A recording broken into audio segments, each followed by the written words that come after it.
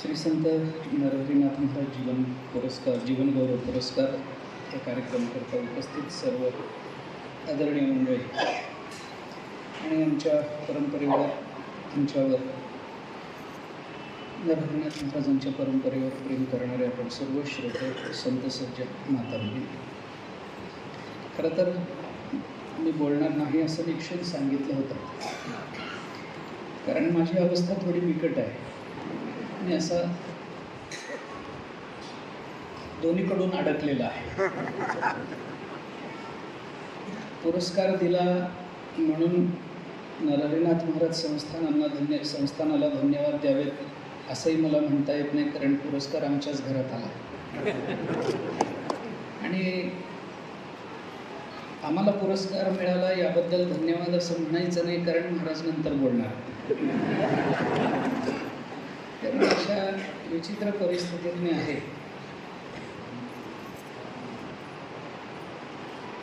आपली स्तुती आपण करू नये, पूज्यता डोळ्यांनी पाहू नये, या ज्ञानोबारायांच्या वचनाप्रमाणे आतापर्यंत आमचे पूर्वज जगत आले. त्यामुळं मी कुठल्याही बाजूने बोललो तरी त्या ओवीचा मानभंग होणारच आहे. पण तात्यांनी आणि बाकीच्या मंडळीने मला बहुधा या पापात पाडायचंच ठरवलेलं आहे आणि ज्ञानोबारायांच्या वचनाचा अनादर माझ्याकडून करायचाच ठरवलेला आहे.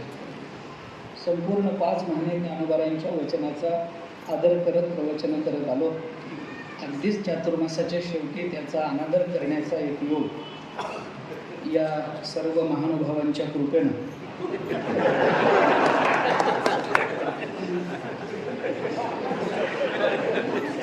माझ्या जीवनामध्ये आलाच आहे.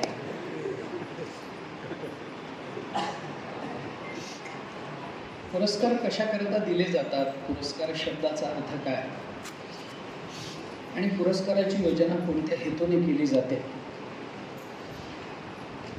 याचा विचार विस्ताराने जरी करता येत असला, त्यांना पुरस्कार ज्या व्यक्तींना दिला जातो त्यांचं कार्य या संबंधानं तो पुरस्कार खरंच पुरस्कार या रूपामध्ये विचारात घ्यावा लागतो. मी विचार करताना पुरस्काराच्या संबंधाने 3 पद्धतीनं आता विचार करतो की काही पुरस्कार हे प्रेरणा निर्माण करण्याकरता दिले जातात, काही पुरस्कार हे चालू कार्य यात सातत्यानं चालू राहावं, स्वीकृत कार्याच्या सातत्याकरता काही पुरस्कार दिले जातात आणि काही पुरस्कार हे केलेल्या कार्याची व्यापकता डोळ्यासमोर ठेवून ते कार्य करणाऱ्याचं पूजन म्हणून दिले जातात. या 3ही अर्थाने पुरस्काराचा जरी विचार करता आला तरी अत्यंत नम्रपणाने आणि माझ्या परंपरेचा विचार डोळ्यासमोर ठेवून मी एवढं आत्ता म्हणू शकतो महाराजांच्या वतीनं की चालू स्वीकृत कार्याचं सातत्य तसंच टिकून राहावं. गाथा ज्ञानेश्वरी भजन कीर्तन यामध्येच आपलं जीवन व्यतीत व्हावं याच्याकरता आपल्या आयुष्यावर ज्या महापुरुषांची कृपा आवश्यक असते तशी नाथपरंपरेची कृपा आमच्या घराण्यावर असावी याच्याकरता म्हणून हा पुरस्कार आम्हाला दिला गेला असेल असं म्हणणं मला एका अर्थाने माझी परंपरा डोळ्यासमोर ठेवून म्हणता येतात.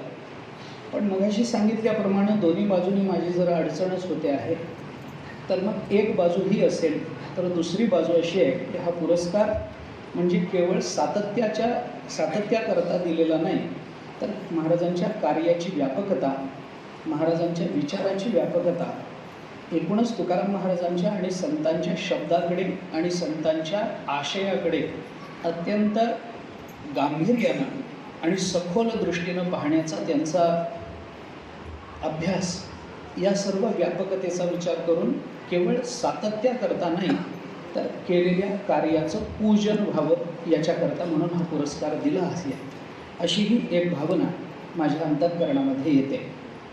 कालच मी बोललो कीर्तनामध्ये, माझ्या वडिलांची विरास गा देवा, तुझी चरणसेवा पांडुरंगा, उपवास पारणी राखिला दारवंटा, केला भोगवटा आम्हा लागे.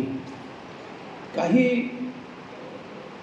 तर विस्तार होईल त्याचा, पण काही वेळेला आपल्या कर्तृत्वाचा अभिमान आपल्या ठिकाणी निर्माण होतो, तो व्हावाही. पण ज्या कर्तृत्वाला परंपरेची पार्श्वभूमी नसते, ते कर्तृत्व कदाचित त्या त्या वेळेला चांगलं वाटत असलं तरी त्याचं सातत्य टिकत नसतं. काही वेळेला नुसत्याच परंपरेचा अभिमान असतो, पण तो अभिमानसुद्धा फक्त परंपरेपुरता मर्यादित राहतो आणि त्या व्यक्तीच्या अंती, त्या व्यक्तीचा नाश झाल्यानंतर, त्या व्यक्तीच्या नंतर तो अभिमान आणि ती परंपराही त्या अर्थाने टिकत नाही. परंतु कर्तृत्व आणि परंपरा या दोन्हीचाही मिलाप ज्या ठिकाणी झालेला असतो, तिथं मात्र एका वेगळ्या अभिमानानं केवळ ती व्यक्तीच नव्हे, तर त्या व्यक्तीची मागची परंपरा आणि त्या व्यक्तीच्या पुढे येणारे त्यांचे सगळे वारस यांच्यासुद्धा अंतःकरणामध्ये एक अभिमान निर्माण होत असतो. महाराजांच्या मागे परंपराही आहे आणि महाराजांचं कर्तृत्वही आहे. असा कर्तृत्व आणि परंपरेचा मिलाप महाराजांच्या जीवनामध्ये आपल्याला झालेला दिसून येतो.